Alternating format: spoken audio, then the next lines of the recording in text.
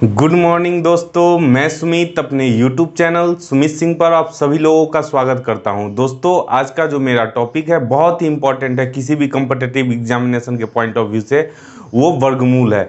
वर्गमूल से जितने भी टाइप के कम्पिटिटिव एग्जामिनेशन में क्वेश्चन बनते हैं, या NTPC हो या ग्रुप डी हो या SSC के किसी भी एग्जामिनेशन में हो, हम लोग वो हर क्वेश्चन को विद इन सेकेंड सॉल्व करना, अगर इस पूरे वीडियो को देख लेते हैं तो विद इन सेकेंड सॉल्व कर पाएंगे। तो दोस्तों, वीडियो को लास्ट तक देखिएगा और वीडियो अच्छा लगे तो लाइक एवं सब्सक्राइब करना नहीं भूलिएगा। तो हम लोग स्टार्ट करते हैं वर्गमूल। तो हम लोग आज क्या देखेंगे इस वीडियो में कि वर्गमूल क्या होता है।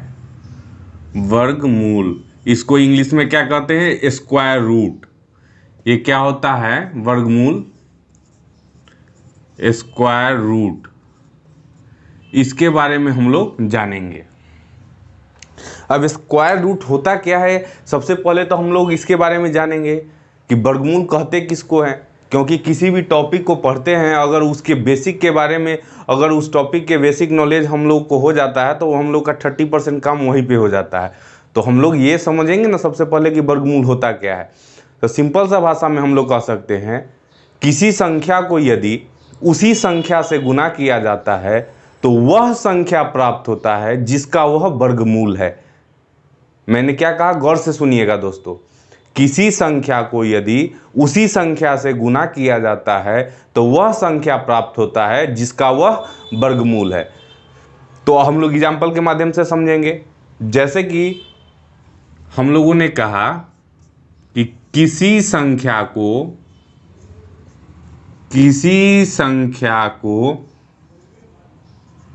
यदि उसी संख्या से गुना किया जाता है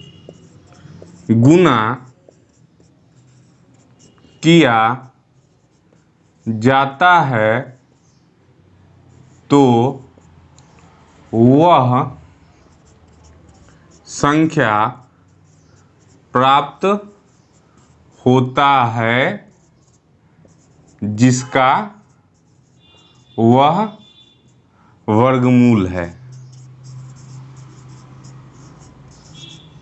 इंग्लिश वाले बच्चे कहेंगे, if the number is multiplied by the same number then that number is found which is that square root, जिसका वह स्क्वायर रूट है। एग्जाम्पल के माध्यम से हम लोग ये देखेंगे। मैंने यहाँ पे कहा इस थ्योरी के माध्यम से कि किसी संख्या, मैंने मान लिया वो संख्या 2 है। अगर 2 को अगर उसी संख्या 2 से मल्टीप्लाई करते हैं तो जो संख्या प्राप्त होता है ये 4, इसी 4 का नहीं ये स्क्वायर रूट ये 2 है, तभी इसको हम लोग क्या कहेंगे? वर्गमूल कहेंगे। इस भाषा से हम लोगों ने यही समझा कि किसी संख्या को यदि उसी संख्या से गुना किया जाता है तो वह संख्या प्राप्त होता है जिसका वह वर्गमूल है। मतलब इसका वर्गमूल ही ना है ये संख्या 2 जो है, जो गुना करने के बाद 4 आया, 4 का स्क्वायर रूट ही तो 2 है। तो हम लोगों ने ये समझ लिया कि वर्गमूल किसको कहते हैं सिंपल सा भाषा में। या 4 को 4 से मल्टीप्लाई करने पर 16 आता है, 16 का ही स्क्वायर रूट तो 4 है ना, वो संख्या प्राप्त हो जाता है। इससे हम लोगों ने ये समझ गया। अब इसके बाद हम लोग देखेंगे जहाँ से क्वेश्चन बनते हैं। बेसिक हम लोगों ने इसलिए समझा कि हम लोगों को पता होना चाहिए कि वर्गमूल कहते किसको है। आज के बाद हम लोग अब बता सकते हैं कि वर्गमूल कहते किसको है। पहले हम लोग बना देते थे वर्गमूल के क्वेश्चन, लेकिन ये कोई पूछ देता था कि वर्गमूल किसको कहते हैं, ये हम लोग नहीं समझते थे। आज हम लोगों ने बेसिक देख लिया। अब इसके बाद जहाँ से क्वेश्चन हर एग्जामिनेशन में पूछे जाते हैं कि ये आइडेंटिफाई करना रहता है कि पूर्ण वर्ग संख्या को इसमें से एलिमिनेट कीजिए, तो हम लोग को दिक्कत होता है। क्योंकि वहाँ पे हम लोग फिर वर्गमूल निकालेंगे, सबका चेक करेंगे, तब तो पता चलेगा कि एग्जामिनेशन में टाइम ही खत्म हो गया। तो हम लोग अब इसके बाद देखेंगे कि पूर्ण वर्ग संख्या क्या होता है, परफेक्ट स्क्वायर नंबर क्या होता है। इसको आप लोग नोट डाउन कर लीजिए। नोट डाउन कर लिए तो हम इसको इरेज कर रहे हैं।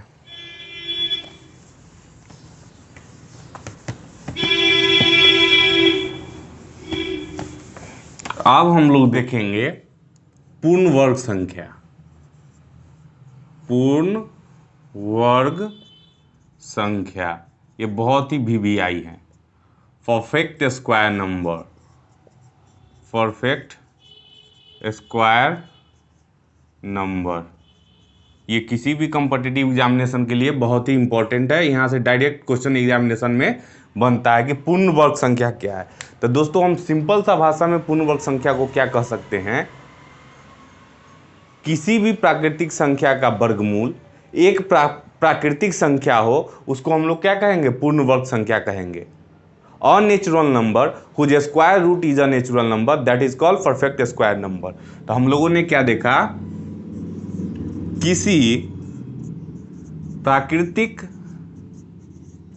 संख्या का वर्गमूल एक प्राकृतिक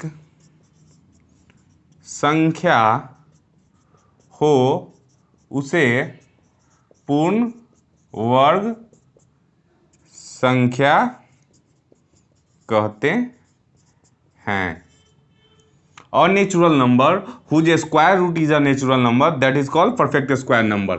मतलब किसी प्राकृतिक संख्या का वर्गमूल एक प्राकृतिक संख्या हो उसे पूर्ण वर्ग संख्या कहेंगे। जैसे कि एग्जांपल के माध्यम से हम लोग समझते हैं, 256 का स्क्वायर रूट क्या आता है, 16 आता है। 16 भी तो एक नेचुरल नंबर है।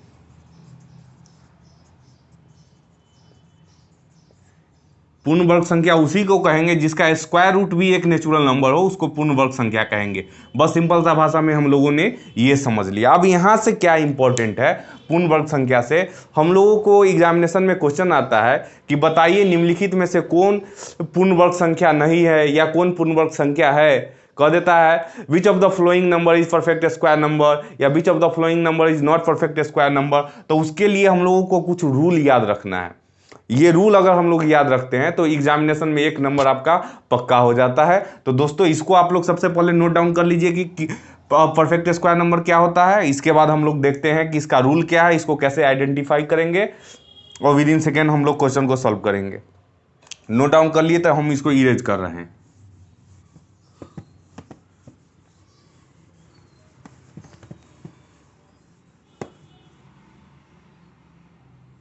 अब हम लोग देखेंगे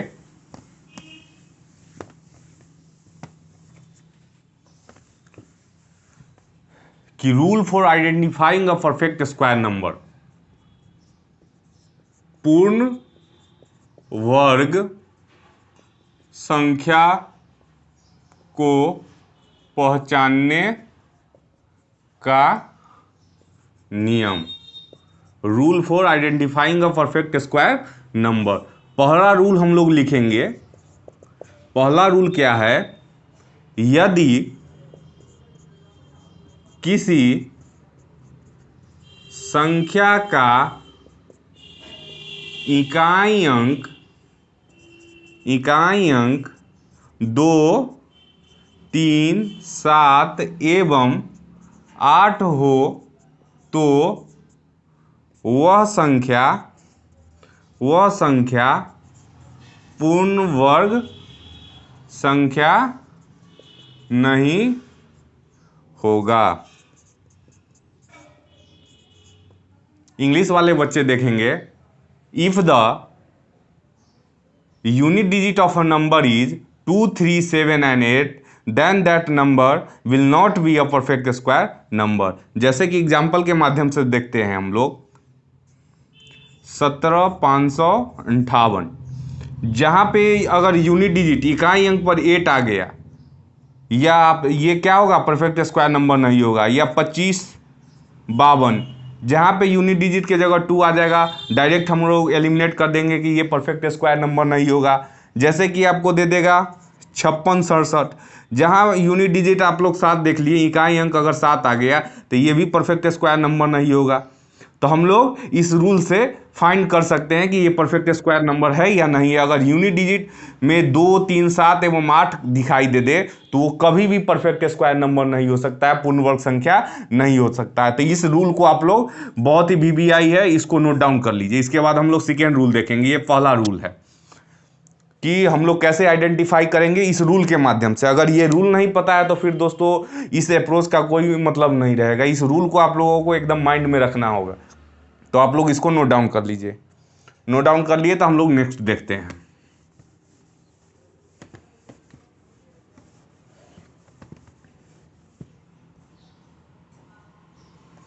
अब हम लोग देखेंगे सेकेंड रूल, जो क्या होता है किसी भी पूर्ण वर्ग संख्या को पहचानने का नियम। दूसरा रूल क्या होता है, सेकेंड नियम क्या है, यदि संख्या का इकाई एवं दहाई अंक दोनों विषम संख्या हो तो वह पूर्ण वर्ग संख्या नहीं होगा। ये भी बहुत इंपॉर्टेंट है, इसको भी वीवीआई एकदम इंपॉर्टेंट समझिए। अगर किसी संख्या का इकाई अंक एवं दहाई अंक दोनों विषम अंक हो तो वह संख्या पूर्ण वर्ग संख्या नहीं होगा। जैसे कि हम लोग लिखते हैं 66 37 55 53, या आप लिख दीजिए 89 71। तो यहाँ पे देख लीजिए यूनिट डिजिट भी ऑड नंबर है, टेंथ डिजिट भी क्या है, ऑड नंबर है। यहाँ भी यूनिट डिजिट ऑड नंबर है और टेंथ डिजिट भी क्या है, दहाई अंक भी ऑड नंबर है। यहाँ भी हम लोग देखा तो ये क्या हो गया, ये जितना भी एग्जाम्पल मैंने लिखा ये पूर्ण वर्ग संख्या नहीं होगा। इंग्लिश वाले बच्चे देखेंगे, if the unit digit and 10 digit of the number both are odd number then that number will not be a perfect square number।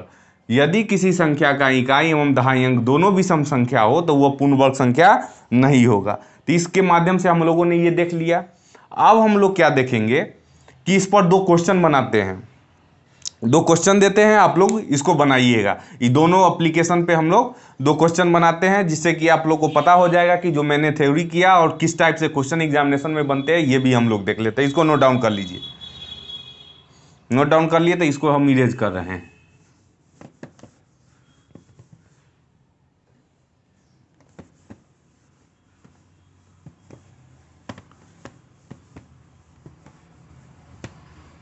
अब हम लोग देखेंगे, इस पर एक क्वेश्चन लेते हैं। निम्नलिखित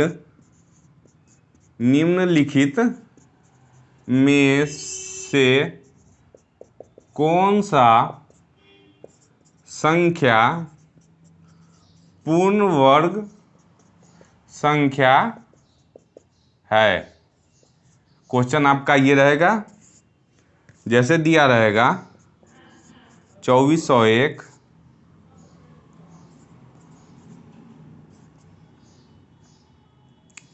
52 67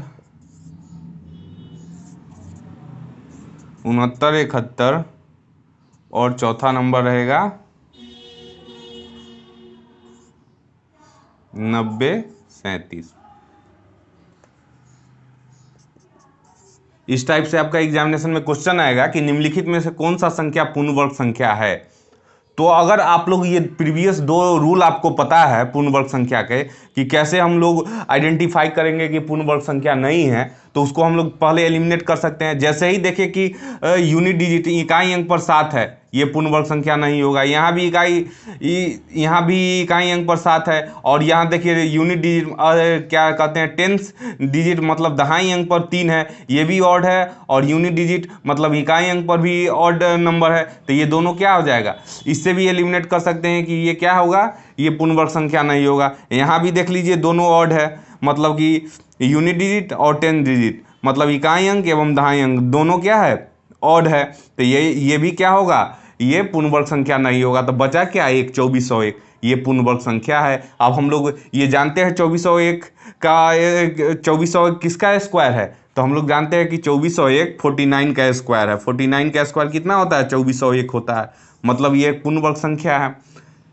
तो इस माध्यम से आप लोग विद इन सेकेंड सॉल्व कर पा सकते हैं, अगर आप लोगों को वो रूल पता है कि यदि किसी संख्या का इकाई अंक 2 3 7 एवं 8 हो तो वह संख्या पूर्ण वर्ग संख्या नहीं होगा। दूसरा रूल नंबर क्या कहता है, यदि संख्या का इकाई एवं दहाई अंक दोनों ऑड नंबर हो विषम संख्या हो तो वह भी संख्या पूर्ण वर्ग संख्या नहीं होगा। अब एक हम लोग तीसरा रूल और भी देख लेते हैं जो आप लोगों को और एलिमिनेट करने में मदद करेगा। अब यहाँ पे दिया रहेगा, एक और क्वेश्चन पहले ले लेते हैं, उसके बाद तीसरा रूल देखेंगे।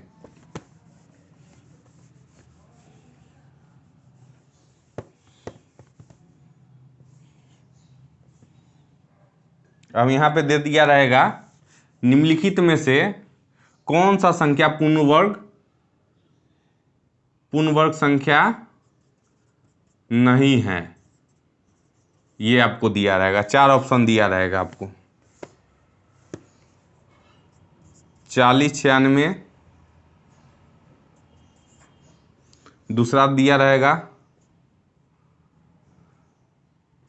14 44, तीसरा दिया रहेगा आपको 12 96 और चौथा नंबर दिया रहेगा आपको 2403।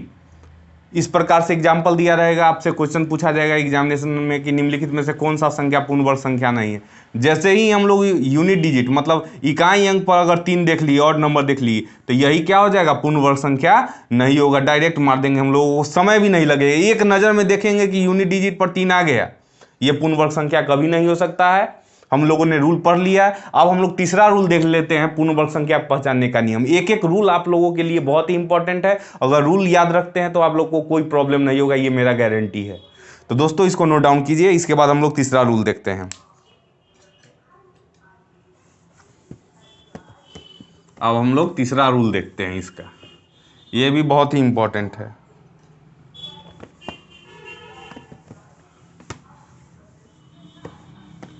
अब हम लोग देखेंगे रूल नंबर 3।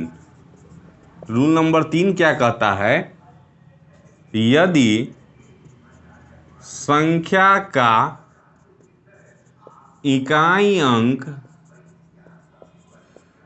5 हो और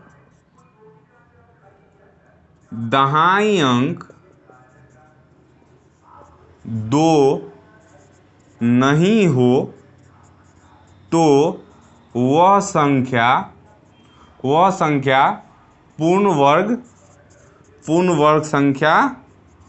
पूर्ण वर्ग संख्या नहीं होगा। ये भी बहुत इंपॉर्टेंट है। मैंने क्या कहा, यदि संख्या का इकाई अंक 5 हो और दहाई अंक 2 हो तो वह संख्या पूर्ण वर्ग संख्या नहीं होगा। मतलब कि यहाँ पे जब यूनिट डिजिट का बात करें वो 5 हो और जब टेंस डिजिट का बात करें वो अगर 2 नहीं हो तो वह संख्या पूर्ण वर्ग संख्या नहीं होगा।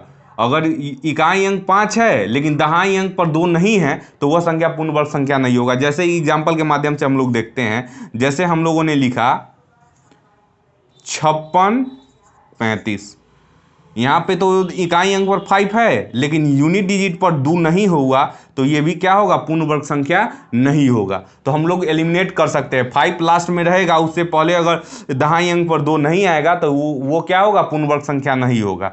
तो ये बात भी आप लोग को नोट डाउन रखना है। और चौथा रूल हम लोग देख लेते हैं, एक और इम्पोर्टेंट रूल है, इसके बाद हम लोग नेक्स्ट टाइप देखेंगे। चौथा रूल क्या कहता है, चौथा रूल कहता है रूल नंबर 4। रूल नंबर 4 ये क्या कहता है, यदि किसी संख्या का इकाई अंक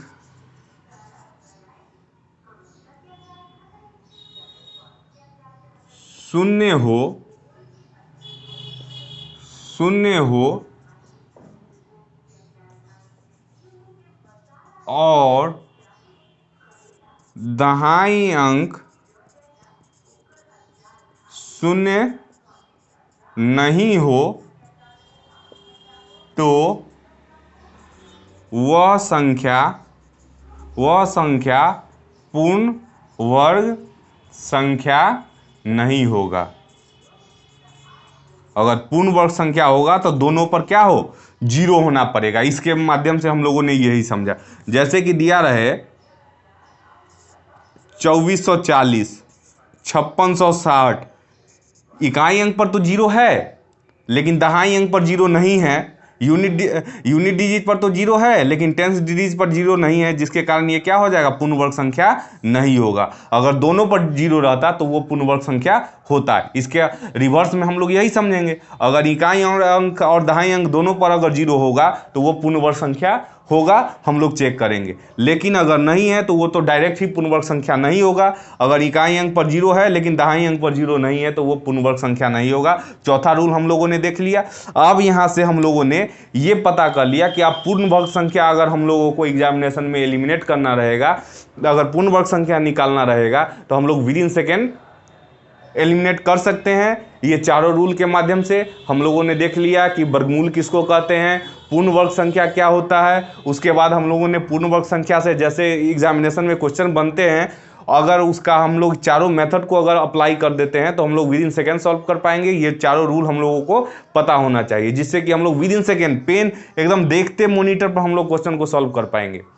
तो ये हम लोगों ने देख लिया। अब यहाँ से बात आगे बढ़ता है। अब बात आता है कि हम लोगों को एग्जामिनेशन में वर्गमूल निकालने के लिए वर्गमूल से बहुत टाइप से क्वेश्चन बनते हैं। कुछ तो डायरेक्ट वर्गमूल निकालना रहता है, अब इतना लंबा वर्गमूल रहता है, चार चार ऑप्शन एलिमिनेट करना रहता है कि इसमें से कौन सा मतलब कि कोई भी नंबर दिया रहेगा, इसमें से कौन किसका वर्गमूल है ये फाइंड आउट करना रहता है। तो हम लोग किस प्रकार से जल्दी कर पाएंगे एग्जामिनेशन में, इसको हम लोग देखेंगे। तो इसको नोट डाउन कर लीजिए। इसके बाद हम लोग देखेंगे वर्गमूल से आधारित जितने भी क्वेश्चन बनते हैं एग्जामिनेशन में, उसको हम लोग देखेंगे। तो इसको नोट डाउन कीजिए। इसके बाद हम लोग आगे बढ़ते हैं। अब हम लोग देखेंगे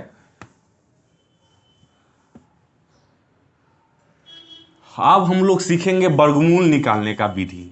ठीक है दोस्तों, तो हम लोग जो वर्गमूल निकालेंगे, वर्गमूल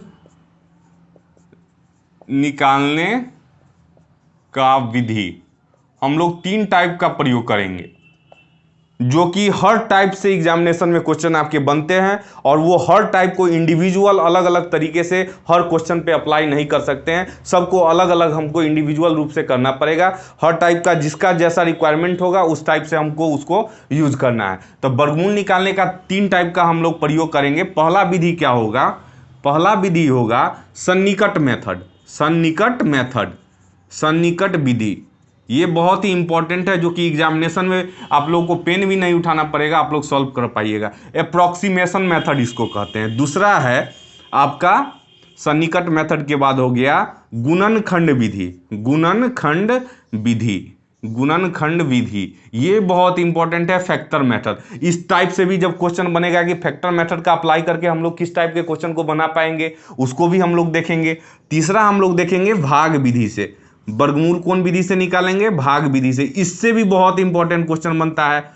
ये हम लोग एक एक कर देखेंगे कि किस टाइप से कौन सा मेथड का यूज करके हम लोग उस सवाल को बहुत ही जल्दी सॉल्व करेंगे, ये समझना बहुत जरूरी है। बहुत लोग पढ़ लेते हैं वर्गमूल, लेकिन उनको पता ही नहीं है कि वर्गमूल से किस टाइप के क्वेश्चन आते हैं और किस मेथड का यूज करके कौन सा क्वेश्चन को सॉल्व करना है। ये अगर जान गए तो फिर वर्गमूल का आपका 1 से 2 नंबर किसी भी एग्जामिनेशन में कहीं नहीं जा सकता, ये मेरा वादा रहा दोस्तों। तो इसको आप लोग नोट डाउन कर लीजिए, अप्रोक्सीमेशन मेथड, फैक्टर मेथड और डिवाइड मेथड। इसके बाद हम लोग देखेंगे, सबसे पहले देखेंगे कि सन्निकट मेथड, इसका यूज हम लोग किस प्रकार से करेंगे और कैसे अप्लाई करेंगे क्वेश्चन को बनाने में, और इस पर किस टाइप का क्वेश्चन बनता है। तो सन्निकट मेथड के बारे में देखेंगे। पहले इसको नोट डाउन कर लीजिए। अब हम लोग देखेंगे सन्निकट मेथड। क्या देखेंगे, सन्निकट मेथड, अप्रोक्सीमेशन मेथड। इस विधि का प्रयोग, इस विधि का प्रयोग पूर्ण वर्ग संख्या, पूर्ण वर्ग संख्या निकालने के लिए किया जाता है। इस विधि का प्रयोग पूर्ण वर्ग संख्या निकालने के लिए किया जाता है। तो अब हम लोग देखेंगे इसको कैसे करेंगे, इसका यूज ये हम लोग देखेंगे। तो इसका अप्रोक्सीमेशन मेथड का पहला रूल लिखिएगा, रूल नंबर 1। रूल नंबर 1, यदि संख्या 1 से 5600 के बीच हो तो हम लोग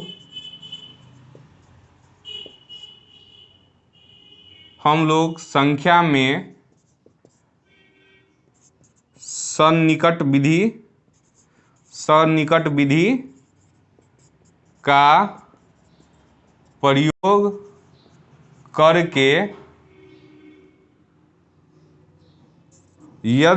में सन्निकट विधि का प्रयोग करके यदि संख्या 2500 से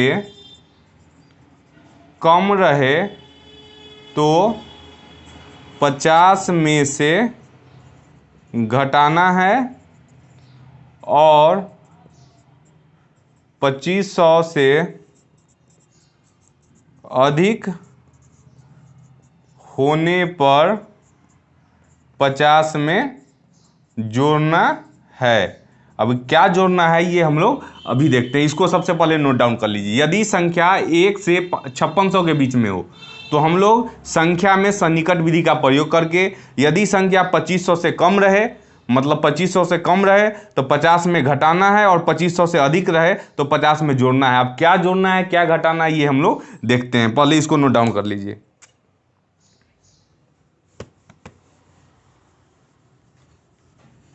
नोट डाउन कर लिए। इसके बाद हम लोग देखते हैं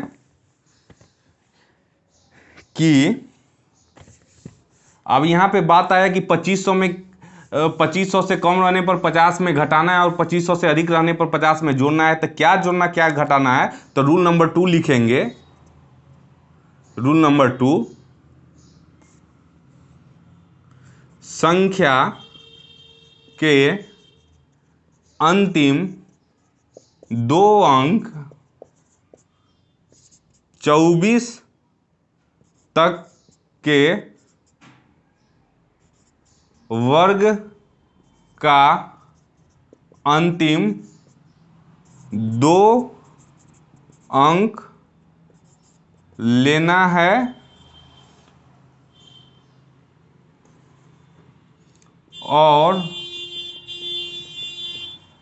उसको 50 से घटाना या जोड़ना है।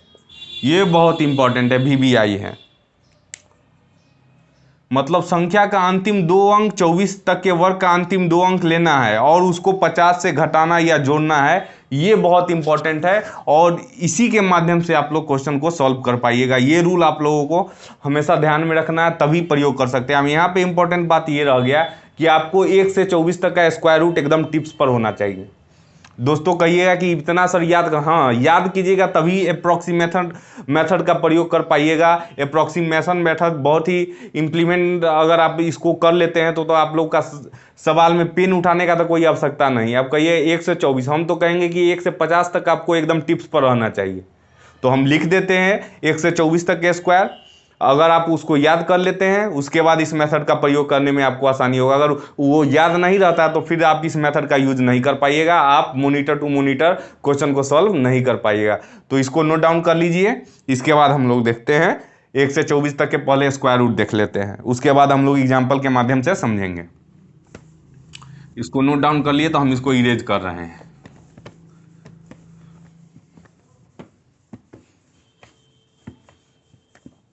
अब हम लोग क्या देखेंगे,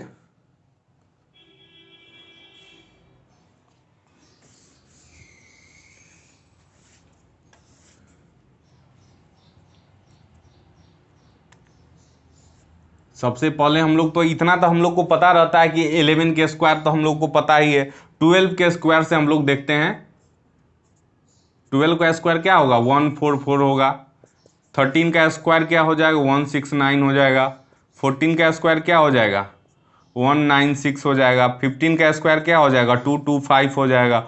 16 का स्क्वायर क्या होगा 256 हो जाएगा। 17 का स्क्वायर क्या होगा 289 हो जाएगा।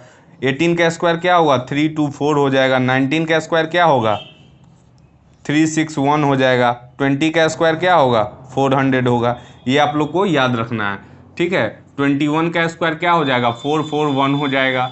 22 का स्क्वायर क्या हो जाएगा 484 हो जाएगा। 23 का स्क्वायर क्या हो जाएगा 529 हो जाएगा। 24 का स्क्वायर क्या हो जाएगा 576 हो जाएगा। 25 का स्क्वायर क्या हो जाएगा 625 हो जाएगा। 26 का स्क्वायर 676 हो जाएगा। 27 का स्क्वायर 729 हो जाएगा। 28 का स्क्वायर 784 हो जाएगा। 29 का स्क्वायर 841 हो जाएगा। 30 का स्क्वायर 900 हो जाएगा। ये आपको स्क्वायर रूट याद रहना चाहिए। 31 का भी लिख लीजिए 961। 32 का स्क्वायर क्या हो जाएगा 1024। 33 का स्क्वायर क्या हो जाएगा 33 का हो जाएगा 1089। 34 का हो जाएगा 1156। 35 का क्या हो जाएगा 1225। 36 का क्या हो जाएगा 1296। 37 का क्या हो जाएगा 369। 38 का क्या हो जाएगा 1444। और 39 का स्क्वायर क्या हो जाएगा 1521। और 40 का स्क्वायर क्या हो जाएगा 1600। इतना आप लोग को याद रहना चाहिए। और 41 का भी हम लोग देख लेते हैं। 41 का स्क्वायर क्या हो जाएगा 1681। 42 का स्क्वायर क्या हो जाएगा 1764। 43 का स्क्वायर क्या हो जाएगा 1849। 44 का स्क्वायर क्या हो जाएगा 1936। 45 का स्क्वायर क्या हो जाएगा आपका हो जाएगा 2025। 46 का स्क्वायर क्या हो जाएगा 2116। 47 का स्क्वायर क्या हो जाएगा 2209। 48 का स्क्वायर क्या हो जाएगा 2300 क्या हो जाएगा 4। और 49 का स्क्वायर क्या हो जाएगा 2401। और यहाँ पे क्या हो जाएगा 50 का स्क्वायर क्या हो जाएगा 2500। तो अगर आप लोग 50 तक के स्क्वायर अगर याद कर लेते हैं, ये पूरा स्क्वायर आप लोग के टिप्स पर होना चाहिए दोस्तों, तो आप लोग को वर्गमूल निकालने में अप्रॉक्सीमेशन मेथड का प्रयोग करके विद इन सेकेंड सॉल्व कर पाइएगा। और जो मेथड का मैंने प्रयोग करना आप लोग को सिखाऊंगा, आप लोग को अगर वहां तक के लिए आप लोग को मिनिमम कम से कम 24 के स्क्वायर तक आप लोग को याद रहना चाहिए। मतलब 1 से 24 तक का स्क्वायर रूट आपको याद है तो आप लोग उस मेथड का प्रयोग कर पाएंगे। हम तो कहेंगे आप लोग को 50 तक ही याद रखना है। जो कॉम्पिटिटिव के एग्जामिनेशन का तैयारी करते हैं या किसी भी बोर्ड के भी एग्जामिनेशन का तैयारी करते हैं, इतना आप लोग को याद करना है, इसमें कोई दिक्कत नहीं है। आप लोग इसको नोट डाउन कर लीजिए, एक बार स्क्रीनशॉट ले लीजिए, इसके बाद हम इसको इरेज कर रहे हैं। तो अब हम लोग इसको इरेज करेंगे।